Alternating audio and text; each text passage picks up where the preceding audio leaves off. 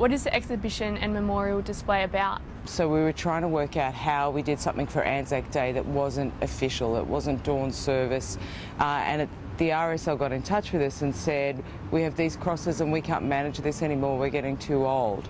So we decided to create the Field of Remembrance with the old crosses on our lawn, and then that led to the idea of spreading it with poppies.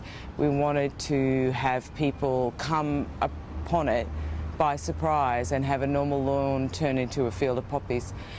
We also have part of our permanent exhibitions where visitors put up who they remember, and it's in a rather emotional section of the museum about war. So we thought it's best if we just give people little tags. So we put those tags up as well to show people that we're listening and we care about who they lost.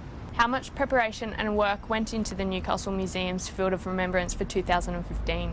We kind of feel now like it's our bit, we're doing our bit to try and make sure that people don't forget. There's an awful lot happening this year because it's 100 years, but 4 years ago when we started there wasn't as much. It was a purely RSL thing.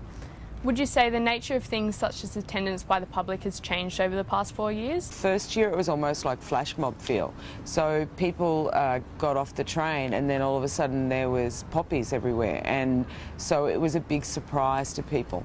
And now a lot of people fit it in around official services. Have the presence of a younger demographic in general become more prominent over the years here? A lot of the soldiers on the lawn, I think our youngest one is 15. So I find that particularly a lot of teenagers actually engage with the age of the soldiers. When I was young, people used to say, oh, they were so young, and I couldn't work it out because they looked like grown-ups to me because they were in a uniform and they were adults. So I'm finding that in the tags there's a lot of little kids that write in really rudimentary handwriting and really bad spelling. For the Soldiers or Lest We Forget, and it's almost like creating this idea of you're grateful.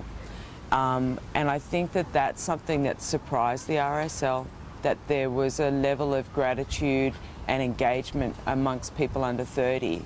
When and where did the Field of Remembrance idea originate? Is it part of Anzac tradition? This Newcastle one started in the 1950s.